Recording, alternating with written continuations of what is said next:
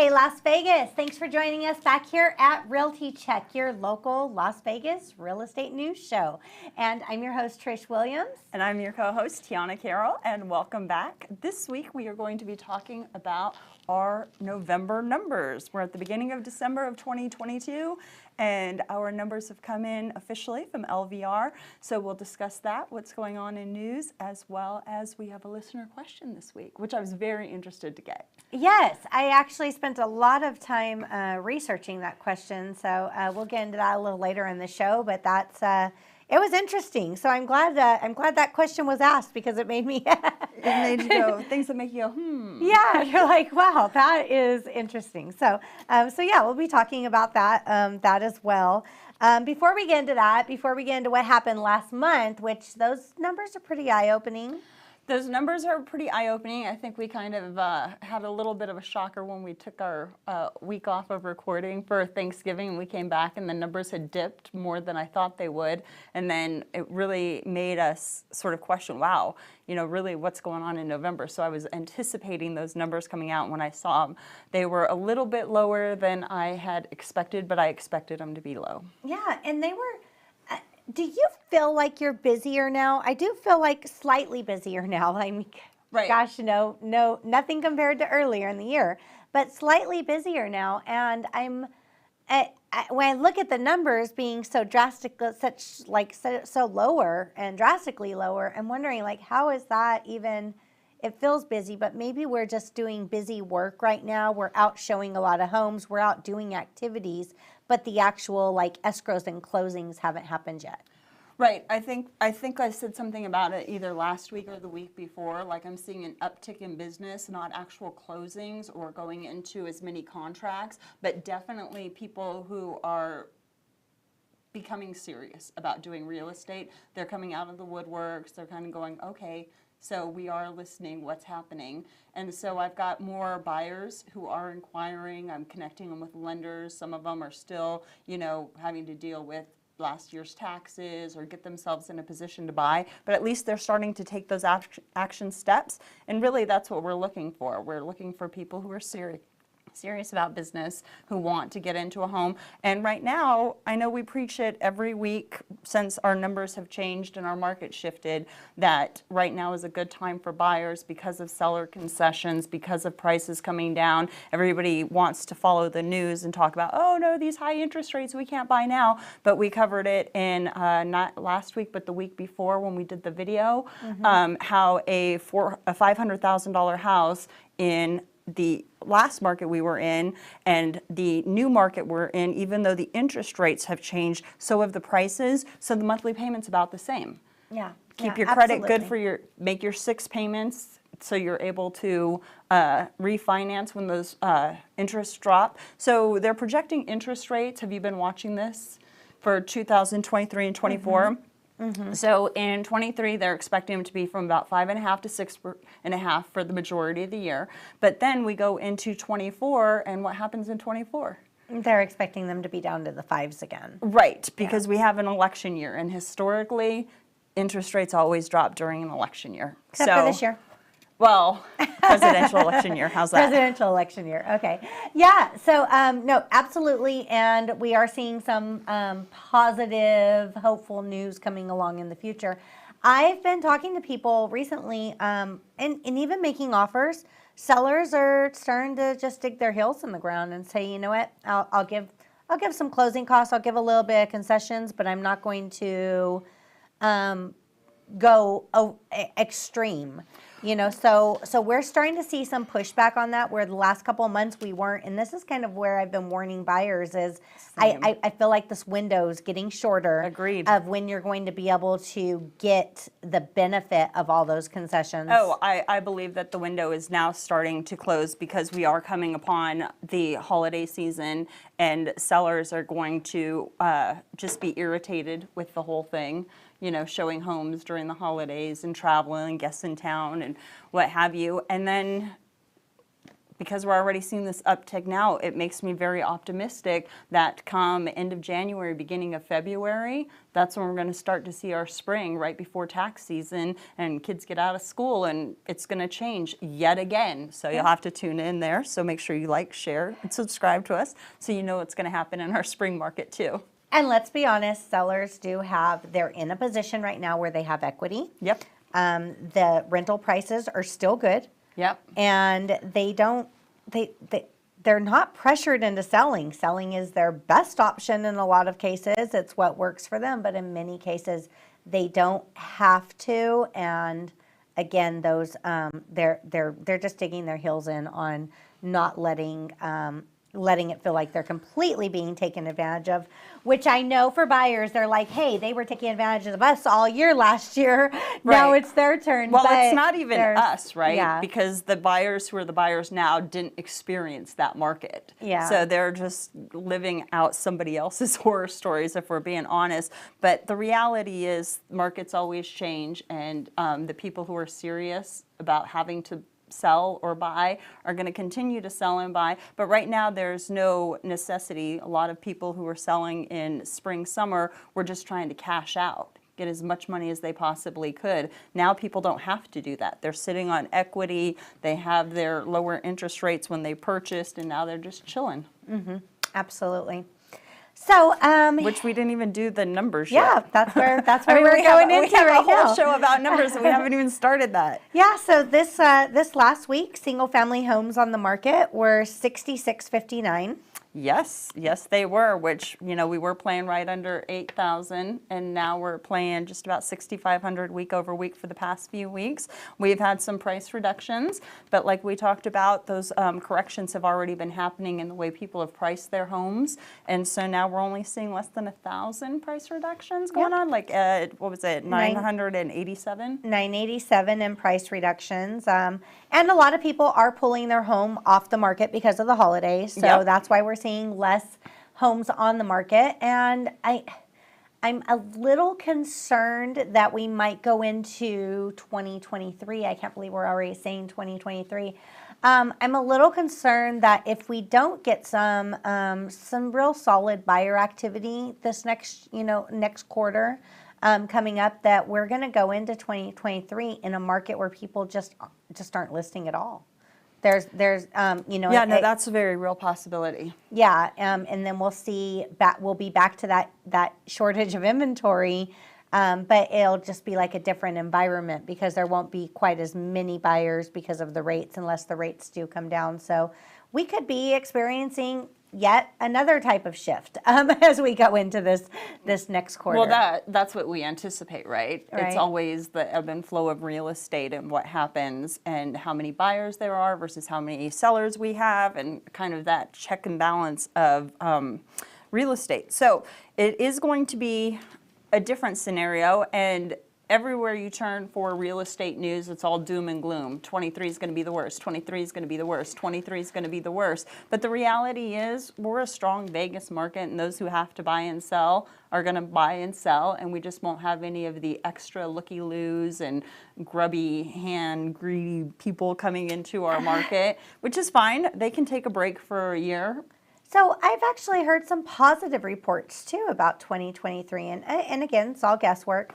But I have heard some reports that say that it's going to, first quarter is going to pick up. We should see about 6 to 8% appreciation over 2023, which is so healthy, which is great. No, that's great. I'd be very happy to see that. So I hope that it's that it plays out that way and not in a negative way for the entire year. I mean, gosh, this year's been 10 years, so like to go through another year. Those are the facts right there. This year is like we have had every season in the market this year. This has been crazy.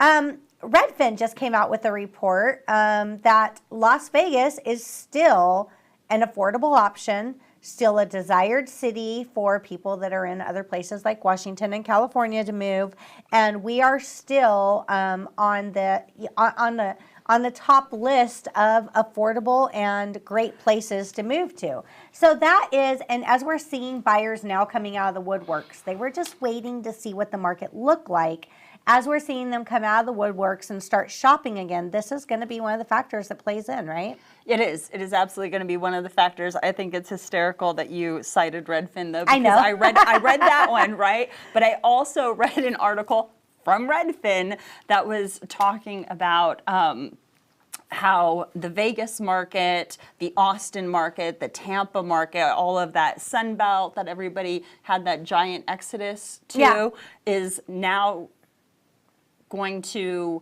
sort of die out and not grow in 23, 24 the way they did 20 to 23, 22, because markets that didn't warm up, which were all those cold states, right? Pennsylvania, Connecticut, New York, Illinois, those are going to be the places that now still are affordability, and people can now move into those, especially they're hoping for younger millennials and Gen Zs who get to move or work from home are going to go into those colder climates and start raising those home values while the Sun Belt sort of gets stagnant.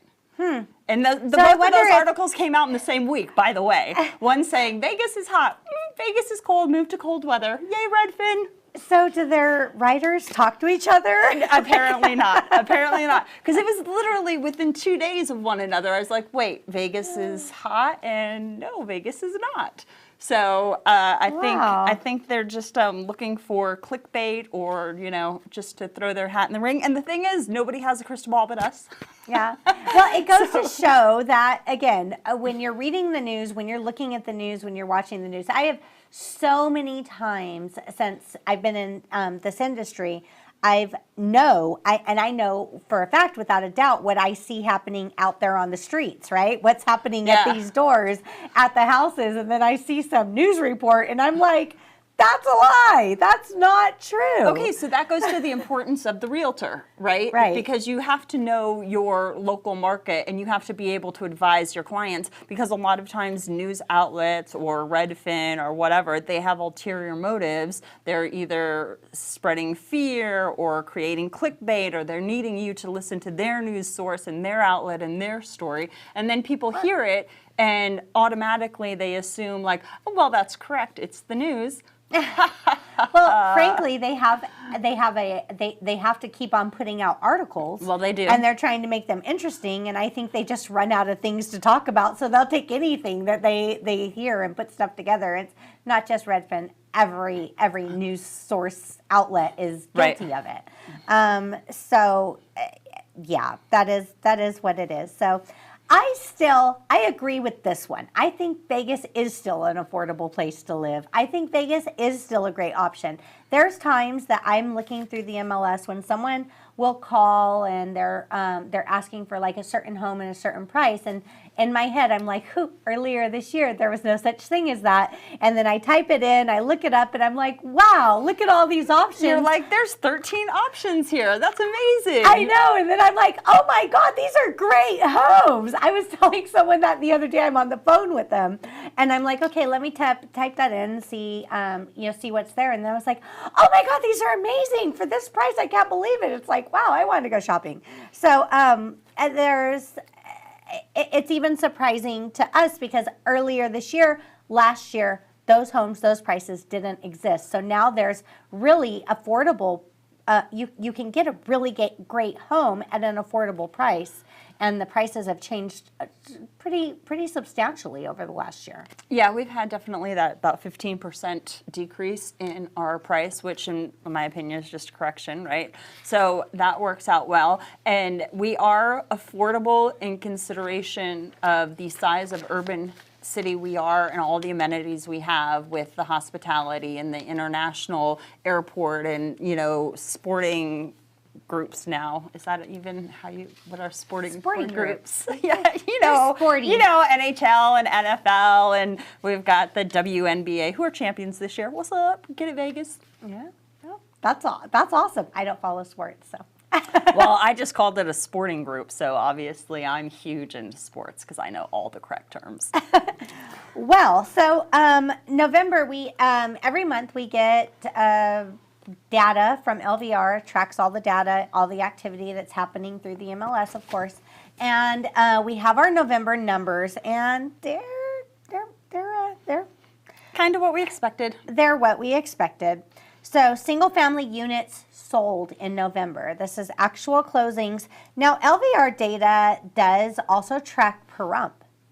So it tracks Las Vegas, Henderson, North Las Vegas, Pahrump. So those are included in these numbers as well.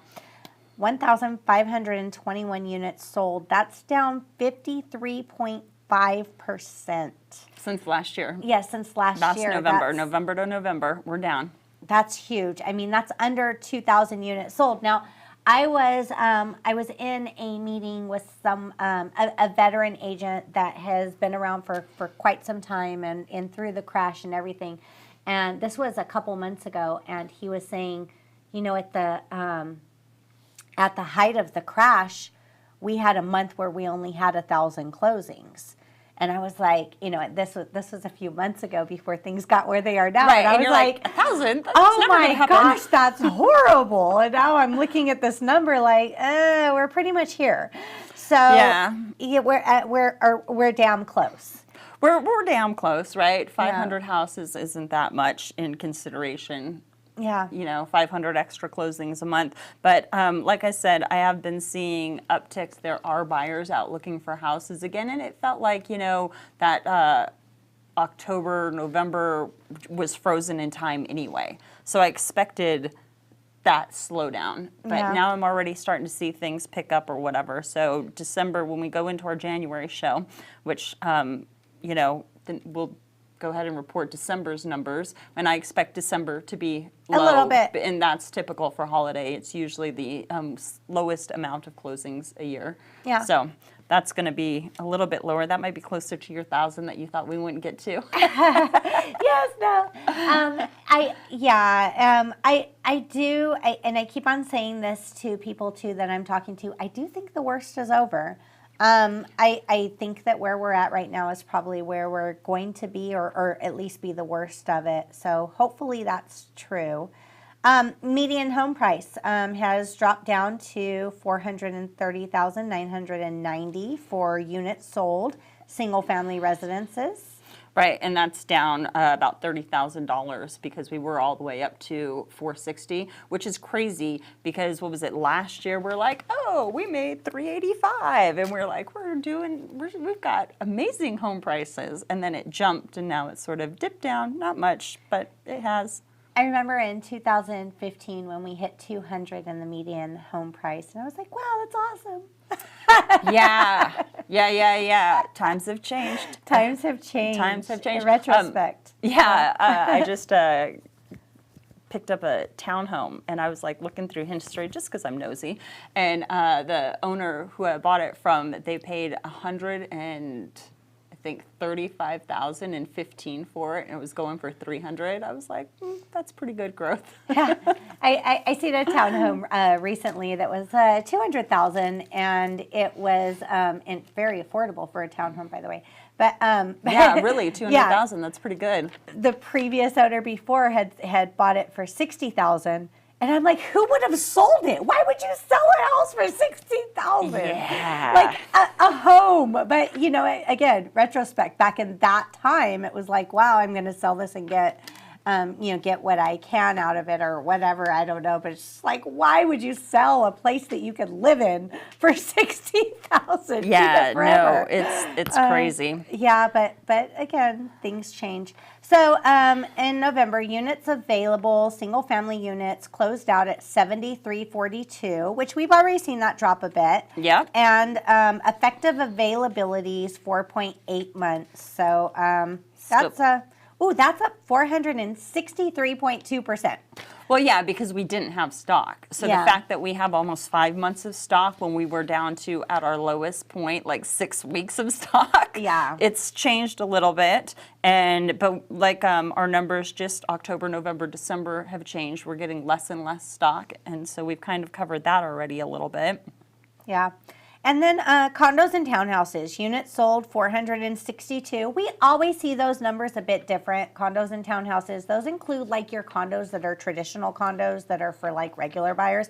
And also high rises are part of that too. Yep. So they're included in the condo category there. So yeah, so that's at 462, median price range 260,000, and closed out units available for those were 1,633. Yeah, so about 3.5 months worth of condo. Yeah. And I'm seeing people who weren't considering condos and townhomes now considering them, because the market has dropped a little bit and now they're under 300,000, and sometimes people are looking for that. Yeah. Some people need it, and there's some really great options in the world. The things with condos and townhomes that change everything for a lot of buyers are the HOAs, because it changes their buying power. If you have a $200 a month HOA, then you're down 15 grand in purchase power. So when is it never? I mean, maybe it'll never happen, and this is like a crazy thing to ever expect, because you see places like Hawaii where they have like regular condos and their HOAs are $900 a month, and you're like, for what? Yeah, well, But- we have some of those here. Some of our high rises and downtown high rises, their HOAs are ridiculous. Right, but at least with those, it comes with something. It's not just like a little apartment condo. But those high rises, yeah, they're high prices. I agree with that. But you have concierge service. You have the like valet parking. You have someone to pick up your dry cleaning. You have the amenities, cabanas. There's so many things that come along with that. The workout room, the internet cafe area. It's like living in a hotel, and A you have resort, to pay for the absolutely. Yeah, you have to pay for the service. But then there's standard, like just regular condos that have pretty high HOAs, and the thing is, they weren't always that high. I owned one of these a few years ago, and that's the reason why I had gotten rid of it, is because it was I had bought it like many years ago. When I was on my own before I got married.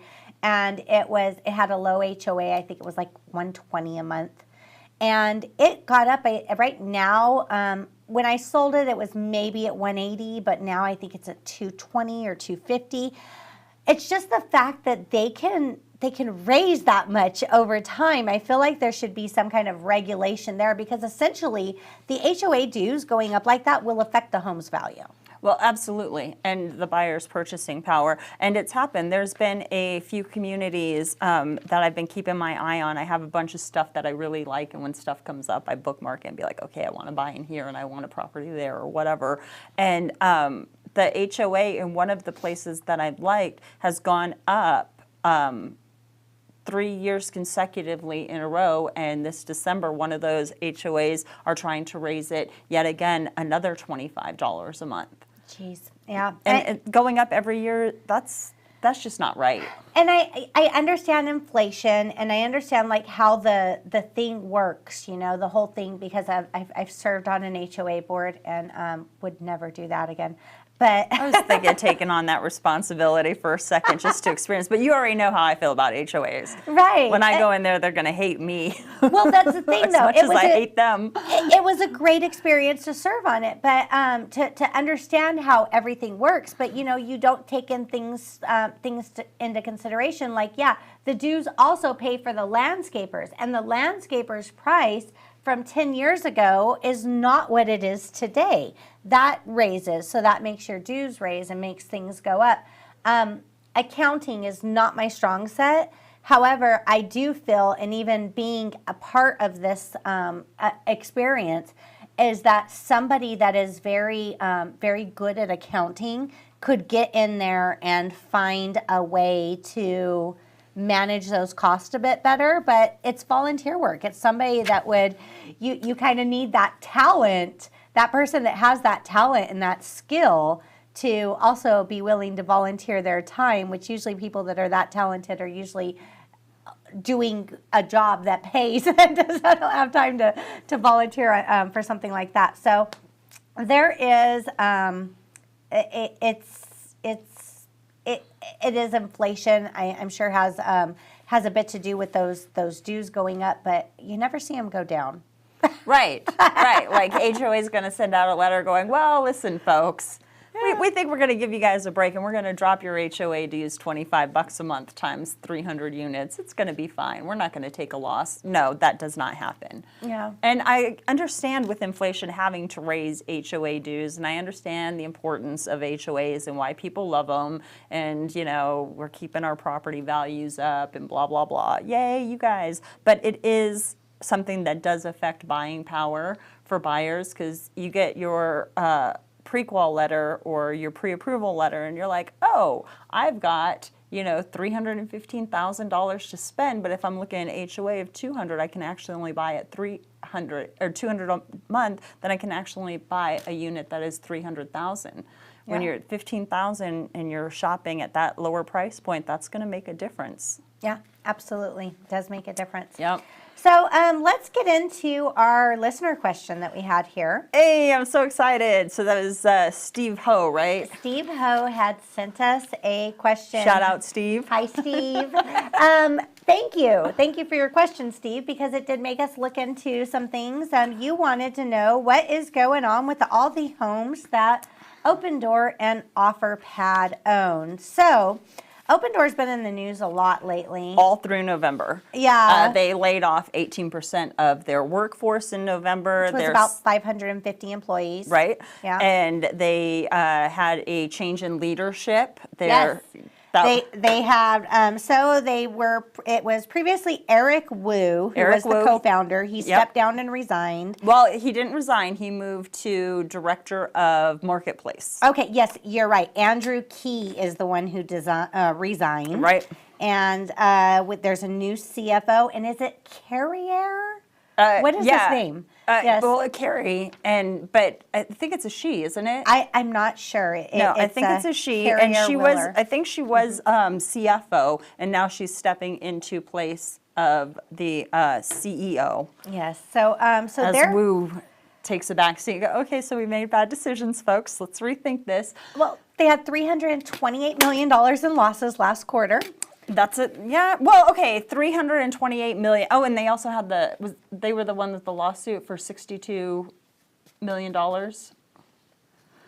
Not sure about that, but no, I believe it was them. There was a lawsuit that was against them. They were. Open Door's been having a hard time this last end of the year here, but. Yeah, they ended up having the lawsuit, changing of leadership, but in reality, all of the losses that they had are just talking in the millions, but they were a $8 billion company. Yes. Now they're $1 billion, which $1 billion is nothing to laugh at, right? But their stocks have completely tanked. When they came on the market, they were 31 and change for stock, and this week they were trading at $1.37. Yeah, that's quite a loss there. So anybody who invested in them has lost their money. They've gone down from $8 billion to $1 million, and they're doing all sorts of beta testing. Have you been keeping track of this? No. Okay, so and this is not, OfferPad doesn't have the big stake in our valley, right? So the question was, can you tell us about OfferPad and Open Door? OfferPad only has like 40-something properties in the valley right now, and their stock is at 66 cents. So they dropped below $1. Yeah. And they were threatened to get kicked off the New York Stock Exchange because of how drastically their stock dropped. So yes. Yeah, but I'm talking about Open Door now. With they're the ones who have laid off people. They've had change in leadership. They've had lawsuits that they've paid out. They've dropped from $8 billion to $1 billion. But now they have tons of properties. So places like Tampa, Phoenix, Austin, Las Vegas, they had big investments because they have, 566 properties right now in Vegas? I checked tax records. It looks like their corporation or whatever their corporation's under is about 563 currently owned by them.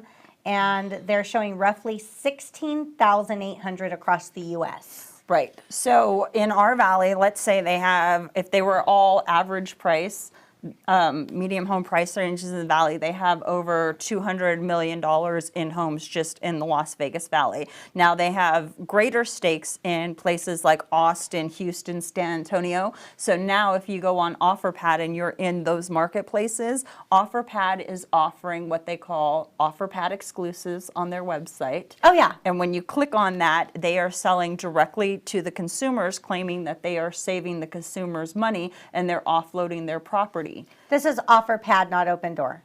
Open Door, did I say Okay, OfferPad? yeah, she said Offer, because OfferPad is actually incentivizing the realtors to sell their properties. Okay, so again, Open Door is making choices to get rid of realtors because now they are wanting to sell directly. And it's just being beta test in Texas in those few markets, Austin, Houston, San Antonio, and they are trying to sell off their properties. They have over 500 properties for sale on the regular MLS, and then they have a few hundred properties that are available on their Open Door exclusives that you can get in those spaces. So now they're trying to figure out if they can recoup money selling directly to the consumer in Texas. And in Phoenix, they're doing a program that they have their homes for sale on the MLS. I believe it's somewhere around the same, around 500 units available right now. Now, they're not selling off all of their units in one big bulk, but they're put 500 of them on the MLS in this city and 500 on the MLS in this city. And so in Phoenix, they are doing a price reduction of 2% every 2 weeks on anything they have on the MLS there.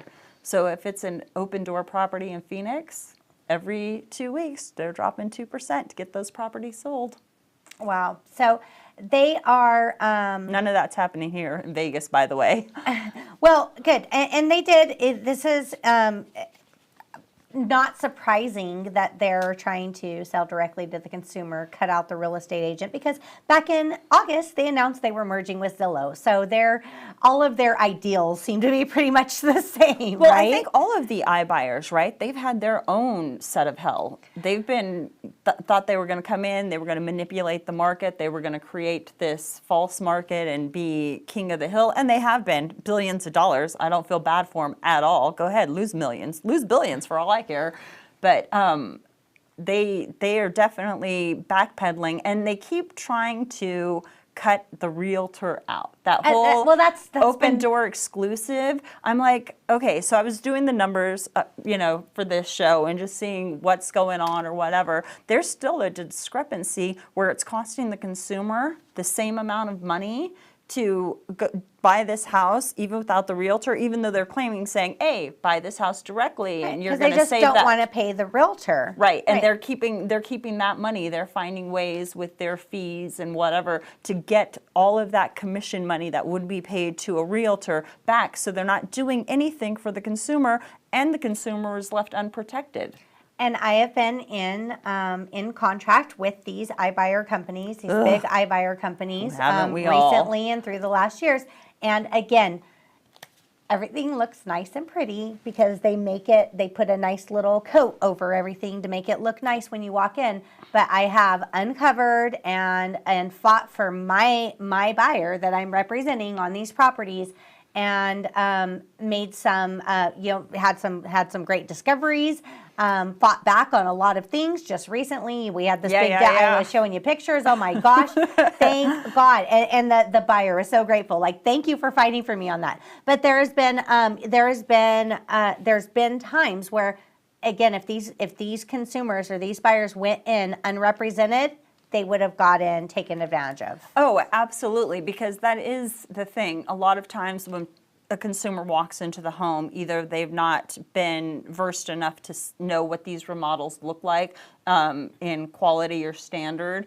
And when you go in there, all the holes are filled and the baseboards are clean and painted and the appliances may be low grade, but they're new. But the actual mechanics of the home, if it's a 30-year home or 30-year-old home, then that air conditioning, the plumbing system, all of that is still at that 30-year standard. They didn't come in and fix the mechanics of the home. They just put lipstick on a pig. Right, and they have some auto responses that they'll always say, "Oh no, we're not dealing with that. That's cosmetic." And it's like, no, we know it's not. Right. A change in the foundation level is not cosmetics. We're just gonna tell you right now. You can't just throw a little piece of pad in that space to braise it up and be like, it's fine. Yeah. So there's things like that is, it's again one of those things where, just like with new construction, with so many things, buyers going in unrepresented is not in their best interest. But we've had a pretty packed show here. So we have had a pretty packed show, and a lot about iBuyers, a lot about our Las Vegas numbers. I do want to just kind of close with the whole idea of the iBuyer, right? Since that was our question. People are like, why would you use an iBuyer? When you're selling a house, it would have been convenient had the model worked out, that there'd be no showings, that you didn't have any days on market, you weren't inconvenienced, and we just buy your house, take it off your hands, and then go. And they were hoarding up all of the properties. They wanted all of them. Then everything sort of shifted, and it didn't work out the way they wanted to. And everybody is now looking forward to 2023, and I'm sure that's what the question was in reference to. What are they going to do with these 500 properties that they own in Vegas? Everybody's like, oh, I hope they sell them super cheap. Why would they have to sell them super cheap? They could sell them at market value. Yeah. They're going to get bailed out with some sort of bankruptcy anyway. They better not. Oh, my goodness. They are. Oh, their business. Of course they are. Yeah, but there is... They're going to. Ugh, that disgusts me. But there is... they're not budging. OfferPad is budging a lot on their homes. They're offering incentives. They're doing a lot to get their homes off the books. Open Door doesn't seem like they're really, and I've been dealing with them lately, in different times, making offers, doing things, and it's like, wow, with all these properties, you'd think you would have a little more motivation. I even asked one of their reps recently, like, hey, are you guys going to be renting these out? Like, why are you not really motivated to sell right now? That's interesting to me, but you don't think that has something to do with the bankruptcy? Yeah, that's true too. Why wouldn't they hold on to them until they have to go to a bankruptcy, and then in the bankruptcy they'd have to liquidate some of them or whatever? Yeah, it's ugh. Yeah, whatever.